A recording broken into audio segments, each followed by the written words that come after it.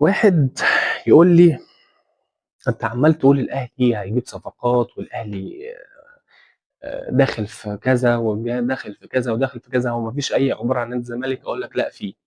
برغم ان الزمالك عنده ازمه ماليه كبيره جدا، برغم ان الزمالك يعني بيدور ان هو يفك القيد باسرع ما يمكن، وازاي يسوق اللعيبه اللي موجوده اللي هم هيمشوا في يناير، الا انه نادي الزمالك بيفاوض حاليا احمد القندوسي. احمد القندوسي ممكن بنسبه كبيره جدا نشوفه بتشيرت نادي الزمالك في الانتقالات الشتويه اللي جايه. احمد القندوسي كان الزمالك بيفاوضه السنه اللي فاتت لما كان بيلعب في سيراميكا، واللاعب دلوقتي احترف.